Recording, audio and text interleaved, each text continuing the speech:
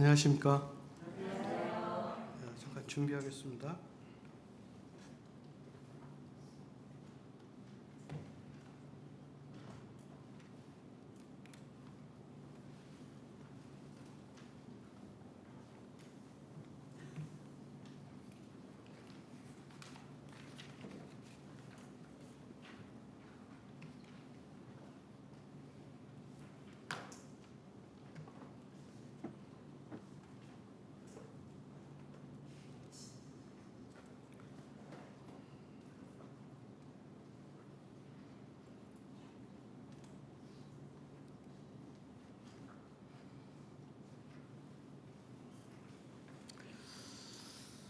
다시 한 번 더 인사드리겠습니다. 안녕하십니까?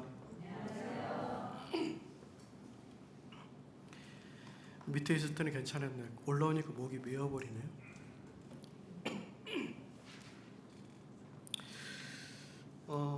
오늘은 성도님들이 다 하시는 말씀을 가지고 한번 돌아보는 시간을 갖도록 하겠습니다. 주위에서 최근에 들어와서 날씨 때문인지 모르겠어요. 연세 드신 분이나 그 질병에 이렇게 있던 분들이 돌아가시는 것을 이렇게 보게 되고 또 장례식장에 가서 이렇게 그분들의 영정사니를 보고 하는 게 늘었습니다. 뜨거운 여름이라 결혼식보다는 장례식에 가는 게 더 많은 시간을 지금 할애하고 있습니다. 그러다 보니까 인생에 대해서 다시 한 번 더 생각해보고 또 저는 또 어느 위치에 있는가, 저는 죽음에 대해서 얼마나 생각하고 있는가, 그리고 제가 가지고 있는 그런 사고방식은 무엇인가에 대해서 생각해보게 되었습니다. 그래서 오늘 말씀 제목은 깊은 잠 그리고 질그릇입니다. 깊은 잠을 제가 좋게 순환해서 적어놓은 거예요. 다른 말로 하면은 죽음 사망입니다.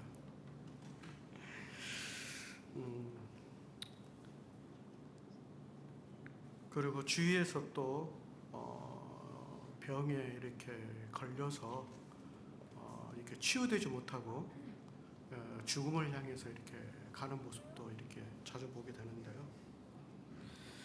죽음 너머를 생각하고 준비하는 사람들은 참 현명한 사람이라는 이라고 저는 판단이 됩니다. 우리 인생길은 한 번뿐이잖아요.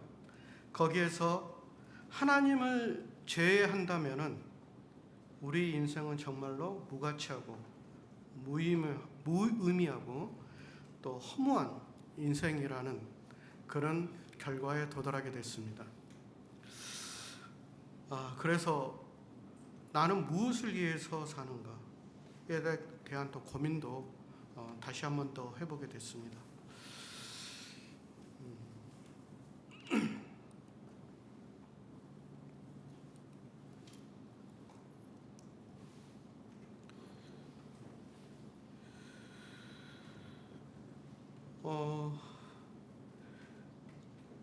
우리의 그 성경에서 말씀하시는 죽음이 한 몇 가지가 있다고 생각되십니까? 성경에서 말하는 죽음.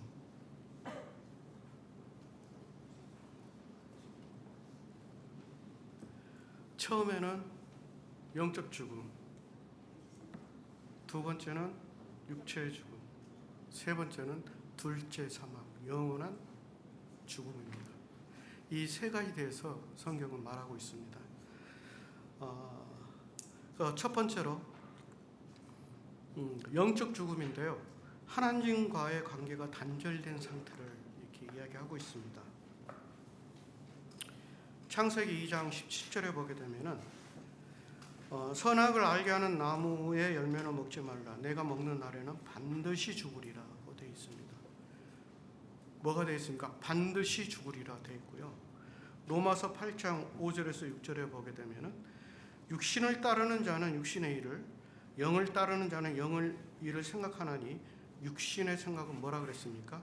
사망이요, 영의 생각은 생명과 평안이라고 이렇게 되어 있습니다. 하나님 말씀은 생명의 근원입니다. 하나님과 떨어져 있는 상태를 하나님께서는 죽음이라고 합니다. 죽음. 그리고 영혼과 하나님과의 교통이 끊어진 것을 영적 죽음이라고 얘기를 하고 있습니다. 창세기 2장의 말씀에 보게 되면 반드시 죽으리라고 되어 있습니다. 이게 육체의 죽음일까요? 아니죠. 하나님과 관계가 끊어지는 죽음입니다. 로마서 8장에 보게 되면 육신의 생각은 사망입니다. 하나님과 상관없는 그런 삶을 살아가는 것. 이게 영적으로 죽은 상태라고 이야기를 할 수 있습니다. 두 번째로 육체의 죽음입니다. 영혼의 육체를 떠나 호흡과 기능을 멈춘 상태. 히브리서 9장 27절에 보게 되면 한 번 죽는 것은 사람에게 정해진 것이라고 했습니다. 그 후에는 심판이 있다고 했죠. 우리 인생들은 이 죽음을 피할 수 없습니다. 하나님께서 정해주신 거예요. 한 번 죽는 것은 사람에게 정해진 것이. 이게 바로 육체의 죽음입니다. 창세기 2장 7절에 보게 되면은 여호와 하나님이 땅의 흙으로 사람을 지으시고 생기를 그 코에 불어 넣으시니 사람이 생명이 된지라.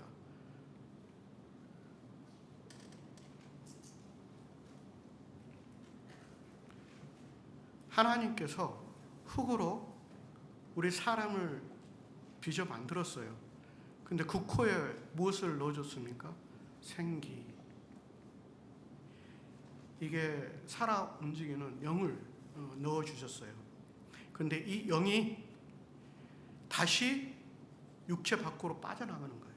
이게 육체의 죽음입니다.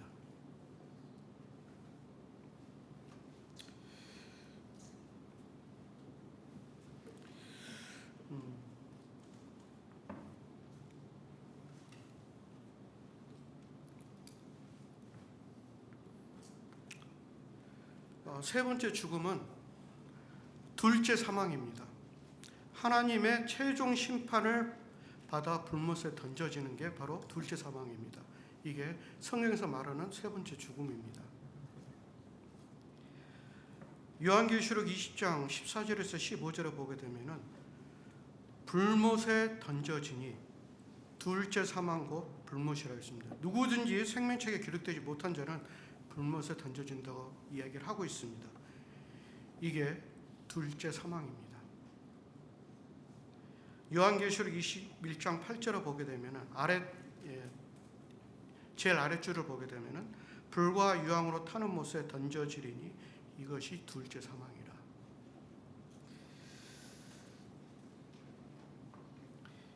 자, 이 죽음은 우리가 생각조차 하기 싫은 그런 죽음이에요. 지옥에 가는 거예요. 지옥에. 하나님과 영원히 분리되는 그런 죽음입니다. 여기에 보게 되면은 생명책에 기록되지 않는 사람 이름은 생명책에 기록되지 않는 사람은 어떻습니까? 불못에 던져진다 그랬어요. 그냥 던져지는 거예요. 이게 둘째 사망입니다. 얼마나 비참한 인생의 결과입니까?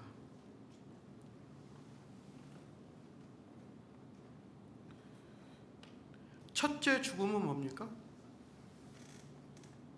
육체에서 주님이 불어넣으신 그 생기, 영이 빠져나가는 거예요. 이게 첫째 죽음이고, 둘째 죽음은 하나님과 교제가 단절된 죽음, 영적 죽음이고요. 세 번째 죽음은 하나님과 영원히 분리된 불바다, 바로 지옥입니다. 성경은 이렇게 세 가지 죽음을 이야기하고 있습니다.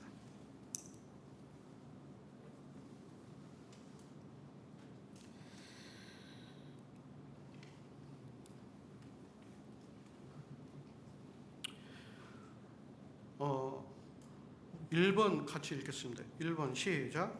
관계 단절과 분리. 육신의 죽음은 조금 전에 이야기했잖아요. 육체에서 영혼이 빠져나가는 분리 현상이 그 육신의 죽음인데, 영적 죽음은 영생과 생명의 근원인 하나님으로부터 단절되는 것입니다. 이게 영적 죽음입니다.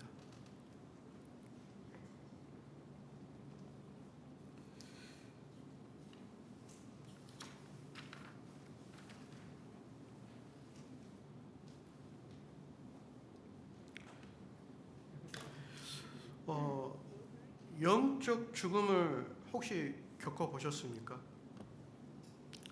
저는 지금도 겪고 있습니다.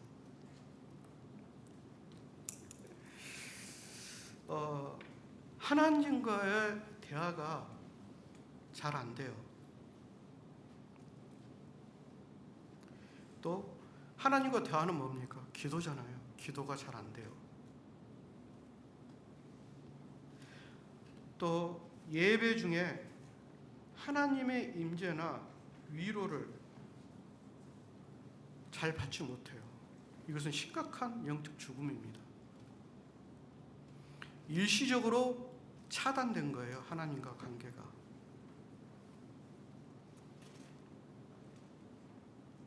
다른 말로 표현하면은 아무것도 느끼지 못합니다. 성령의 음성도 목소리도 듣지 못합니다. 주님의 말씀도 듣지 못합니다.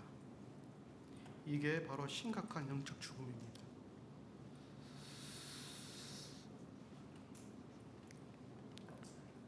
왜 단절될까요? 먼저 자기 자신의 죄가 먼저 있기 때문에, 또 하나님 앞에 회개하는 마음이 없기 때문에,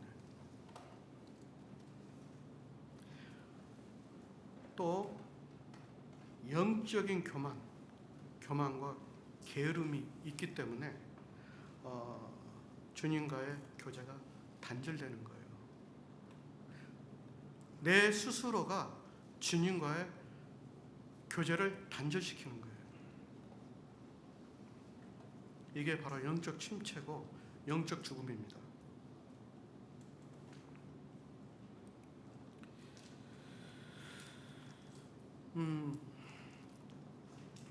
여기서 기원이라 그랬는데 아담의 불순종의 결과라고 이렇게 제가 이렇게 적었는데요. 같이 읽어보겠습니다. 첫 번째 시작. 선악을 알게 하는 나무의 열매를 먹으면 반드시 죽으리라. 경고의 말씀을 듣지 아니하리라. 하나님 말씀을 듣지 않은 거예요. 반드시 죽으리라고 했는데 이걸 듣지 않고 먹었다는 거예요. 두 번째 같이 읽겠습니다. 시작. 하나님의 음성을 듣고 낯을 피해 동산나무 사이에 몸을 숨긴 일. 이게 영적 죽음이에요. 그 전에는 어떻습니까? 하나님과 교제가 활발히 이루어졌잖아요. 그죠? 또 하나님과 동산을 같이 거닐었어요. 그런데 어느 한순간에 어떻게 됩니까? 하나님의 음성이 들려요. 아담아 어디 있느냐? 근데 아담은 어떻게 합니까? 나무 뒤로 숨어요. 얼마나 비참한 일입니까? 자, 세 번째입니다. 시작. 아담의 후손인 모든 인간은 태어날 때부터 하나님과의 영적으로 단절된 상태, 즉 죄성을 물려받게 되었습니다. 이게 아담의 불순종의 결과로 인해서 이 세상 우리에게 주어진 겁니다. 우리 스스로 하나님과의 이게 단절돼야 되겠다. 하나님을 버려야 되겠다. 하나님을 찾지 않겠다고 이렇게 결정한 게 아니라 이건 뭡니까? 우리가 태어날 때 이미 영이 죽어 있기 때문에 하나님을 찾을 수 없는 거예요. 하나님과 대화를 할 수 없는 거예요.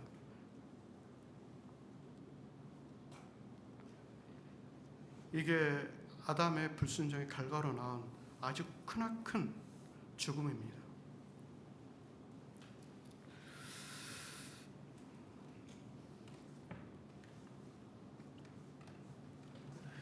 하나님과 친밀한 교제와 생명의 공급이 끊어졌음을 여기서 보여주고 있습니다.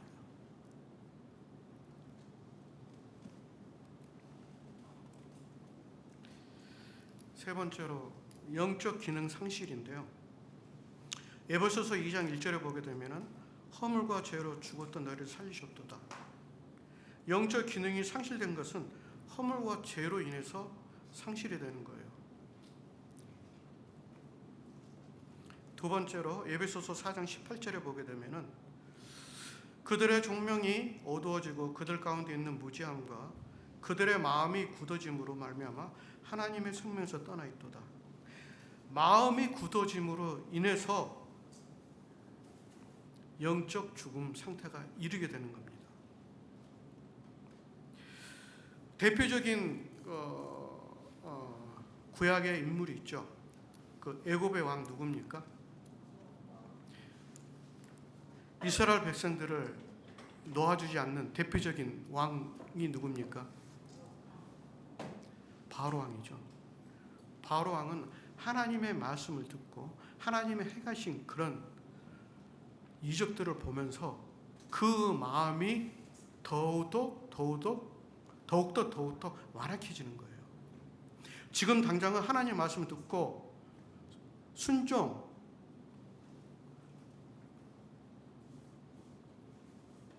하려는 마음이 생길 거예요. 또 생겼습니다. 그런데 조금 지나니까 어떻게 해요? 다시 마음이 완악해져서 잊어버리죠. 그 앞에 있는 그 일어났던 일을 잊어버리죠. 하나님께서는 그것을 거듭 경고하시고 보여주셔요. 그런데 바로는 거듭해서 그것을 거절해요. 결국엔 어떻습니까? 자기 아들이 죽잖아요. 더 큰 것은 뭡니까? 자기를 따르는 많은 사람들이 물에 빠져 죽어요. 이게 얼마나 비참한 결과입니까? 영적 기능이 상실됐다는 것은 이와 같은 거예요. 자기만 죽는 게 아니라 다른 사람도 같이 죽는 거예요.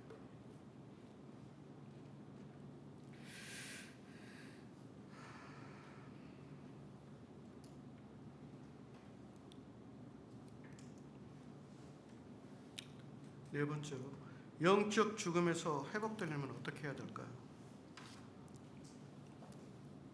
여기는 다 아는 말씀이에요.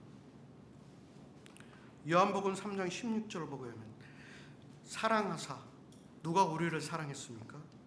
하나님이 우리를 사랑했어요. 그 첫사랑을 회복하는 거예요.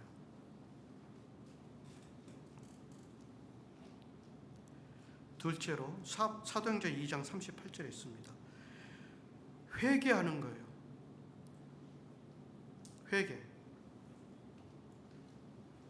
마음을 돌이키는 거예요. 하나님께로, 하나님 말씀 앞으로, 하나님 앞으로 자기 마음을 돌이키는 거예요. 지금까지는 자기 생각과 자기가 가고자 하는 목적을 위해서 수단과 방법을 가리지 않고 앞으로 전진했어요. 결국은 뭡니까? 그 앞에 죽음, 사망이 놓여 있는 거예요. 그것을 알았으면 회개하는 거예요. 하나님 앞에 회개하는 거예요. 하나님 말씀 앞에 무릎을 꿇는 겁니다. 이게 회복의 단계입니다. 세 번째로 그리스도 안에 있는 생명, 성령의 법칙입니다. 누구 안에 있습니까? 그리스도 안에. 내가 주인 된 삶이 아니라 그리스도가 나의 주인이 된 삶. 그리스도 품에서 떠난 삶이 아니라 그리스도 품 안에 안긴 삶. 그래야만 우리가 회복이 되는 거예요.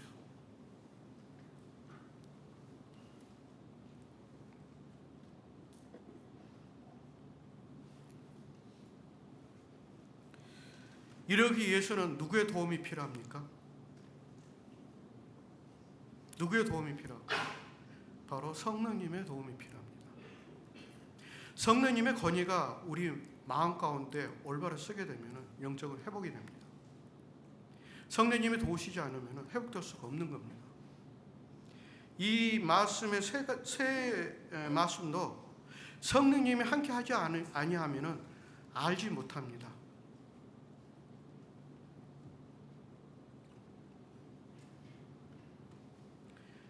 그리스도 십자가의 은혜, 그리스도 안에서 하나님과 단절된 영이 다시 살아나는 것, 이러므로 하나님과의 친밀한 교제가 회복이 되는 겁니다. 이게 바로 영적인 회복입니다.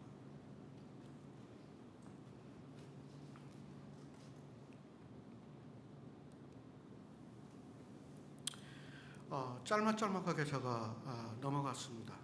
그 죽음에 대해서 다시 생각해봤고, 첫 번째 죽음은 몸에서 영혼이 분리되는 것, 이게 육체의 죽음이고, 두 번째는 하나님과 교제가 단절된 것, 바로 영적인 죽음이고, 세 번째는 영원히 하나님과의 가까워질 수도 없고 완전히 떨어진, 분리된, 불못에 던져진 바로 둘째 사망입니다. 여기에 대해서 살펴봤고요. 그 영적으로 우리가 회복이 되려면은 누구의 도움으로? 성령님의 도움으로 회복이 될 수 있고, 주님의 첫사랑을 회복하고 주님 말씀 앞에 우리가 나아갈 때, 그리고 예수 그리스도 안에, 품 안에서 회복이 된다고 이야기를 드렸습니다. 두 번째는 질그릇입니다. 질그릇에 대해서 간단히 이렇게 설명하겠습니다. 우리가 지금 현재 만드는 그릇이 아니에요. 옛날을 생각해야 됩니다. 옛날. 흔히 구할 수 있는 진흙을 반죽하여 빚은 뒤 가마에 구워 만든 가장 보편적인 그때 상태의 질그릇입니다. 이 질그릇은 표면이 거치고 미세한 구멍이 아주 많아요. 그렇기 때문에 충격에 매우 약합니다. 쉽게 깨지고 부서지는 특징을 가지고 있어요. 이 질그릇이. 그러니까 조심하지 않으면 한순간에 조각이 나버려요. 그리고 이 질그릇은 소모품이에요. 소모품. 어디 장식장에 이렇게 고이 간직하고 보는 그런 그릇이 아니라 소모품이에요. 막 쓰고 버리는 거예요. 이 질그릇은 연약하고 보잘것없으며 쉽게 깨어지는 인간의 본질과 육체적 한계를 나타내고 있습니다.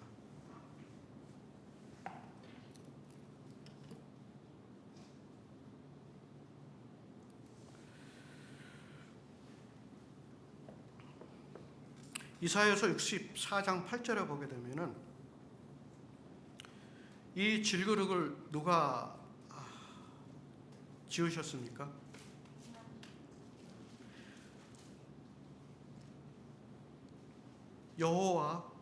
여호와여, 이제 주는 우리 아버지입니다.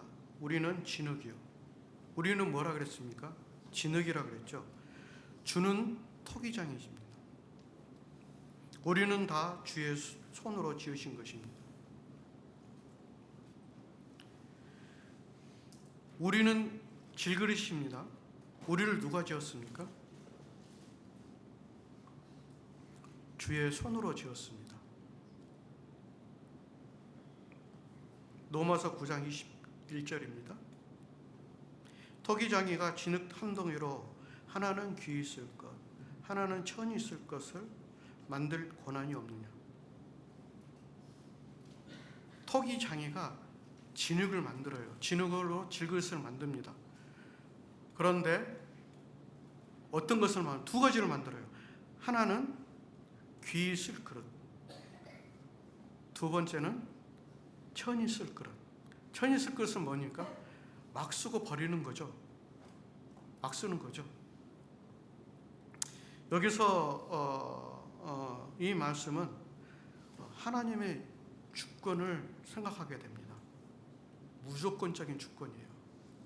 우리 인생이 어떻게 할 수 없는 하나님의 권한이에요. 하나님의 주권입니다. 우리 인생은 거기에 순응하고 따라야 됩니다. 왜 우리가 하나님, 왜 나는 천이 쓰이는 그릇으로 만들어놨어요? 하고 반발할 수가 없어요. 왜 귀에 쓰는 그릇으로 만들지 않았습니까? 우리는 반발할 수 없어요. 이것은 하나님이 만드신 거기 때문에 하나님의 절대적인 주권입니다.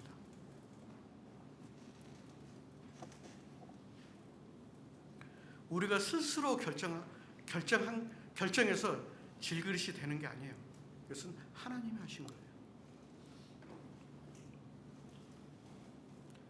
다시 말하면 우리 인간은 창조주 하나님 앞에 전적으로 의존해야 된다는 겁니다.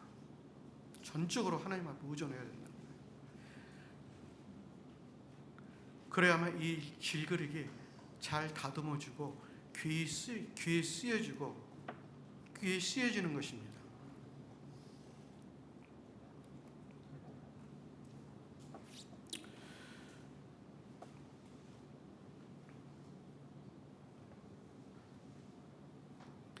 창세기 2장 7절에 조금 전에 읽었죠. 흙으로 사람을 지으시고 생기에 그 코에 불어넣으신 사람이 생명이 된지라. 이건 다 아는 말씀입니다. 다 아시는 말씀입니다. 본래 우리는 흙으로 만들어졌기 때문에 결국 흙으로 돌아가는 연약한 존재임을 드러내 보여주고 있습니다. 이 연약한 존재를 누가 귀한 그릇으로 만들어 주십니까?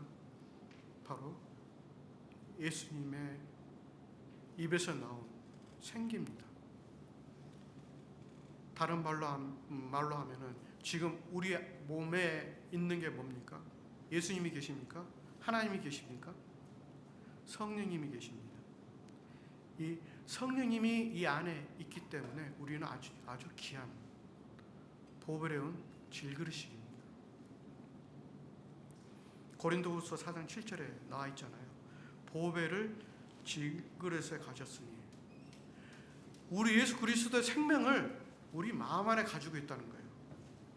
이게 보배인 거예요. 보배.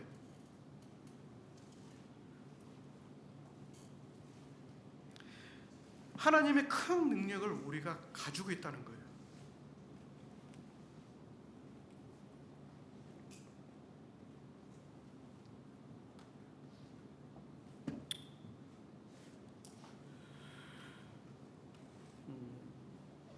그러기 때문에 우리 질그릇에 우리 마음에 무엇을 담아야 할까요?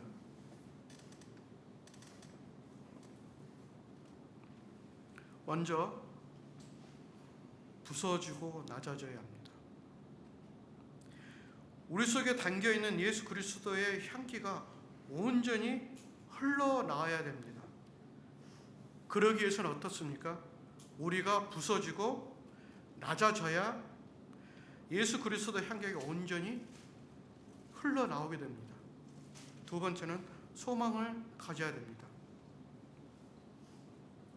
질그릇이 금이 가거나 상처를 입어도 고난과 시련이 와도 그 안에 담긴 보배이신 예수 그리스도 생명으로 인해서 우리가 소망을 가지고 있습니다. 이런 소망이 없으면은 우리는 불행한 인생을 살고 있는 겁니다. 세 번째로 교만하지 말아야 됩니다. 아무리 지혜롭고 능력이 있다 할지라도 본질적으로는 질그릇에 불과해요. 쉽게 깨지는 거예요. 스스로 자랑하거나 교만할 수 없는 겁니다. 주님 앞에 자랑해서는 안 됩니다. 주님 앞에 교만해서는 안 됩니다. 우리 인간은 스스로 연약하고 쉽게 깨지는 무력한 존재입니다. 그러나 이 내면의 보배이신 하나님을 영접함으로써 가장 존귀한 가치를 지닌 존재가 되었다는 겁니다. 그렇기 때문에 우리는 부서지고 낮아져야 되고 예수 그리스도 안에서 소망을 품어야 되고, 그리고 예수 그리스도 안에서 교만하지 않아야 됩니다.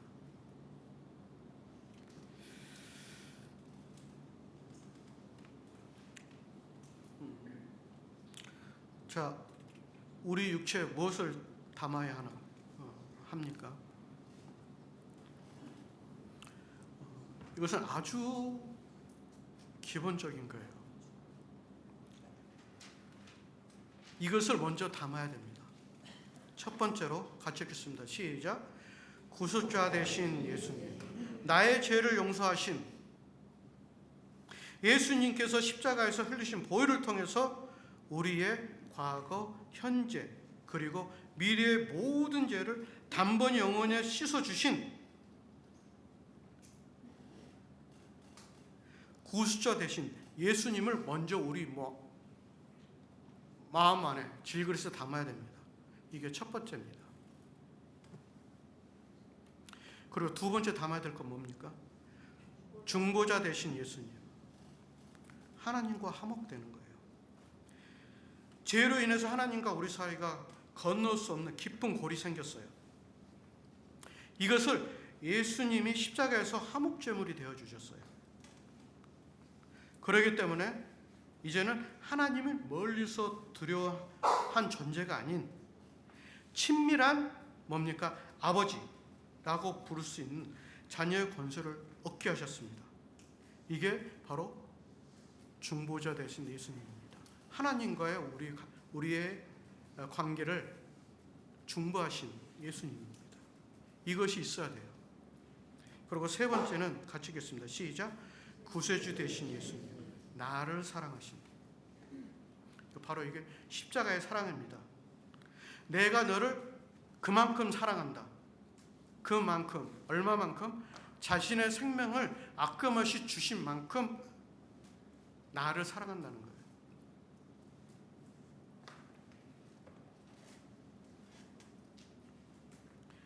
이것은 흔들리지 않는 거예요.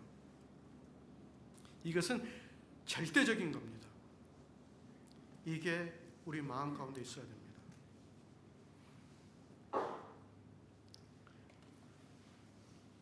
그리고 구원받는 성도들이 이 마음 가운데 고이 간직하고 있는 게 중요한 게 있어요. 네 번째입니다. 시작. 임마누엘 되신 예수님, 언제나 나와 함께 하시는 하나님. 십자가에 죽으시고 3일 만에 부활하신 예수님은 성령을 통해서 지금도 우리 삶 가운데 함께하고 계십니다.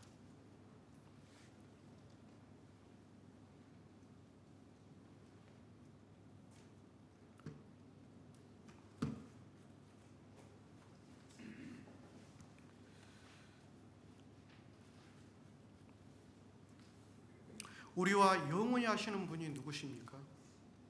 바로 삼위의 하나님입니다. 성부 하나님, 성자 하나님, 성령의 하나님. 지금은 성령의 하나님이 우리와 함께 계십니다. 예수님께서 그랬어요. 임마누엘 하나님, 우리와 영원히 함께 하시겠다고 약속해 주셨습니다. 이게 우리 마음 가운데 담아야 할 소중한 말씀입니다.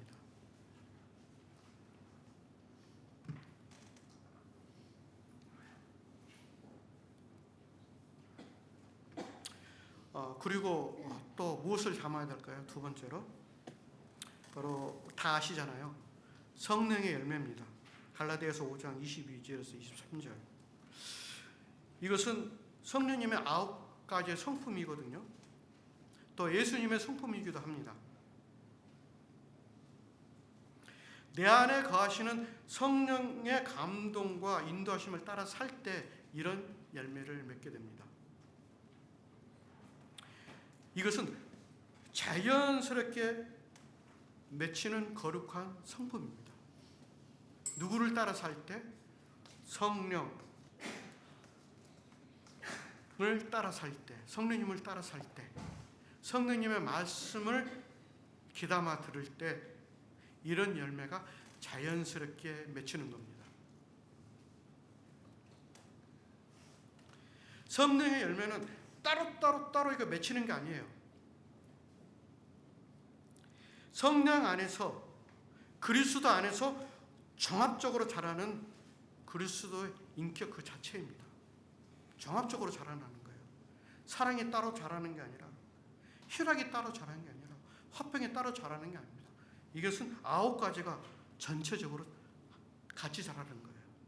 이게 바로 성령의 열매입니다. 왜 성령의 열매라 할까요? 성령님에 의해서 맺혀지는 열매이기 때문에. 이게 예수님의 성품입니다.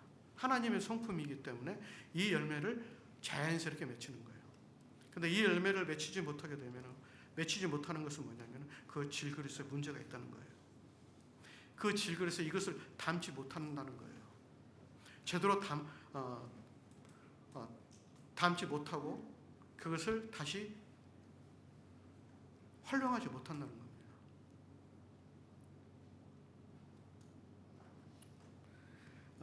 이것은 다 아시기 때문에 넘어가겠습니다.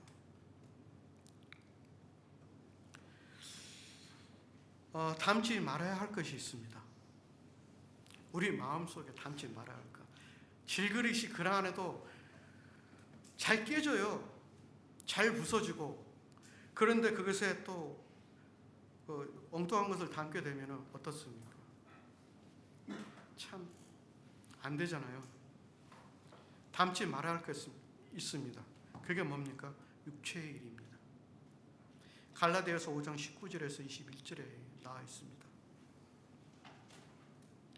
첫 번째로 성적 부도덕과 관련이 있습니다. 음행, 더러운 것, 호색하는 것. 두 번째는 영적 혼란과 관계가 있습니다.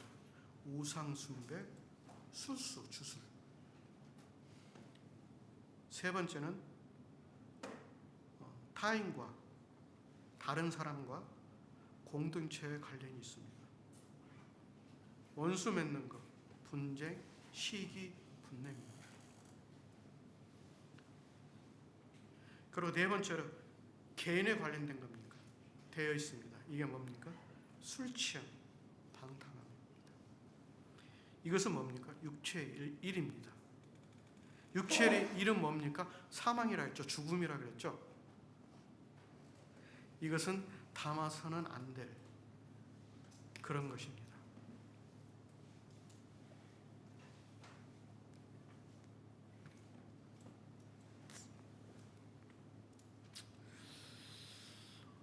교회 안에서, 다른 말로 하면 뭡니까? 우리 몸 안에서, 우리 각 지체 안에서 하지 말아야 할 것이 있습니다.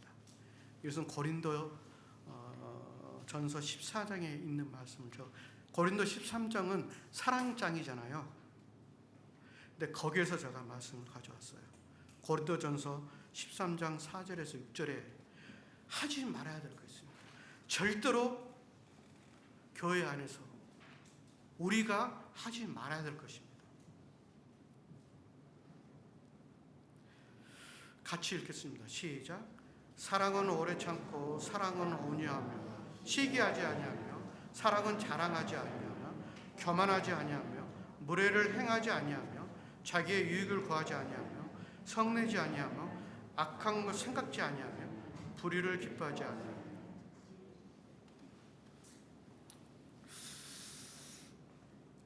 여기에서 몇 가지가 나왔죠? 8가지가 나옵니다. 하지 말아야 할 것. 먼저 시기입니다.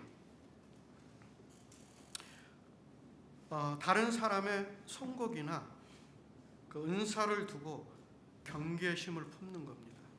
이게 시기예요. 교회 안에서 시기예요. 나의 마음에서 나오는 시기예요. 자랑입니다.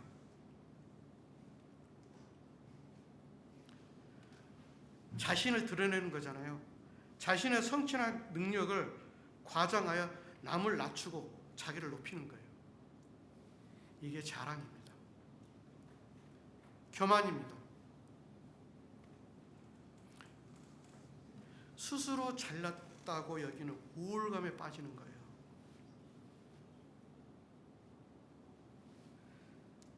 무례히 행한 겁니다. 상대방의 인격과 입장을 무시하는 거예요. 그리고 함부로 대하는 거예요. 함부로. 우리가 저도 그런 경우가 많이 있는데요. 성도들을 무시하고 함부로 대하는 경우도 있어요. 이게 무례하게 행한 거거든요. 그리고 자기의 이익을 구하는 겁니다. 내 이익과 권리만을 주장하는 거예요. 그리고 성냄입니다. 성냄, 화를 내는 것. 부당한 일에 쉽게 분노하거나 짜증내며 자기 감정을 폭발시키는 거예요. 성도님들 혹시 저하고 이렇게 교제 나눌 때 가끔 느끼실 거예요. 얼굴이 스스로 변해요. 좀 나한테 안 좋은 말이 들으면 어떻게 해요? 표정이 약간 굳어져요. 그리고 좋은 말이 들려지면 어떻습니까? 표정이 약간 펴져요. 그런데 어떤 분들은 저는 무표정이라고 하시기도 하는데요. 자세히 보면은 이게 드러나요. 조금 전에 그림을 보여주겠는데 그게 바로 저 모습이거든요. 또 악한 것을 생각하는 겁니다. 상대방이 실수하거나 잘못을 했을 때 마음의 상처나 복수심을 품고 계산적으로 음흉한 계획을 꾸미는 거예요. 이게 악한 생각이거든요. 또 불의를 기뻐하는 거예요.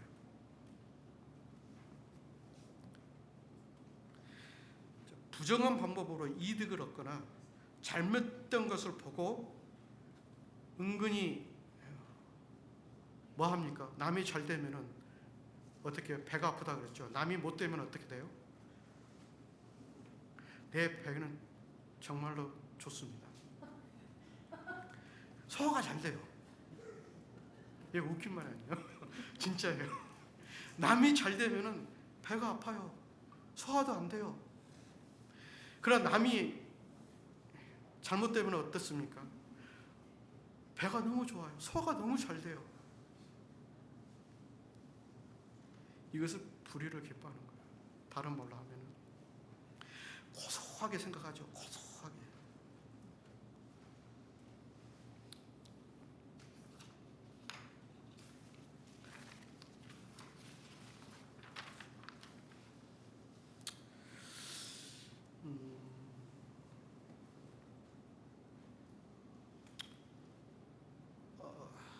혹시 그림 보셨습니까?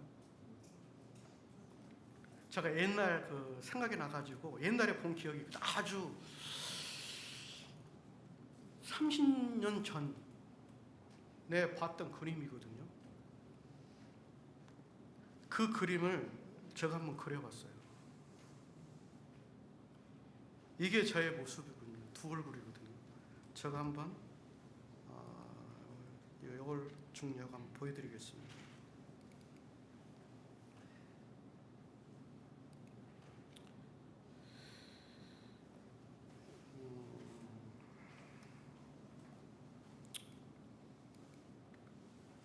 다시 한번 보십시오. 이건 뭡니까?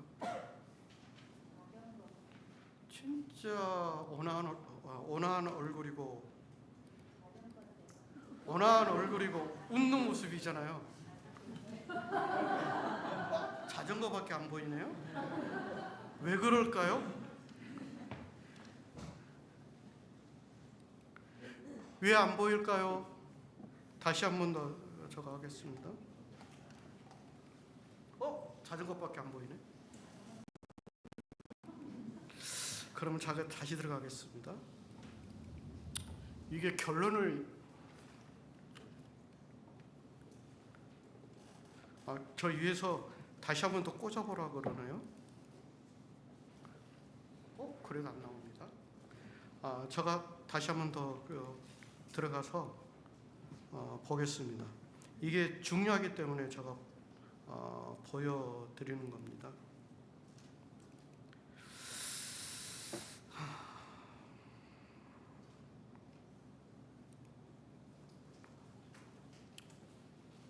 안 나오네요.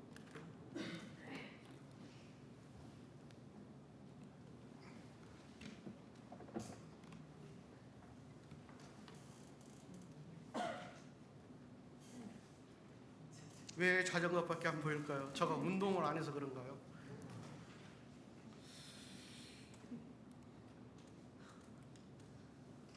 안 되네요.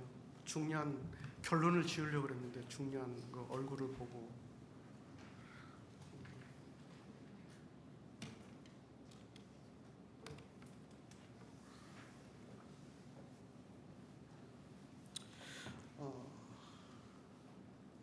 안 되겠네요. 제가 어떤 그림을 이렇게 준비했냐면요. 방금 전에 이야기했듯이 30년 전에 봤던 그림, 이것을 제가 한번 그려봤고 이것을 성도님들에게 한번 보여드리려고 했어요.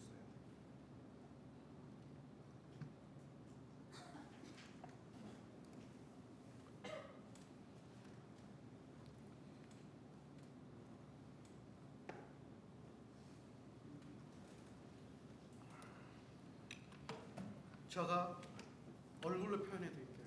어쩔 수가 없네요. 그 그림을 보게 되면 실감이 나거든요. 근데 처음 모습은 어떠냐면 이렇게 웃고 있어요. 이렇게 참 저 얼굴 보고 모델을 삼으려니까 참 그렇네요. 제가 하는 무표정이니까 실감이 안 날 거예요. 근데 어쩔 수 없네요. 이 얼굴이 웃는 얼굴이에요. 이 웃는 얼굴인데 이것을 뒤집으면 어떤 얼굴이 나옵니까? 이렇게 찡그리는 얼굴이 나와요. 찡그리는 거. 완전 이렇게 찡그려요. 이게 저희 모습이에요. 안타깝게 그림 보면 실감할 수가 있는데 그렇지 못하네요. 처음에 잠깐 나왔어요. 그 얼굴의 한쪽은 정말 온화하고 참 보기 좋은 얼굴인데 그걸 뒤집으면은 완전히 보기 흉한 얼굴이 되거든요. 참 그게 나의 모습이에요.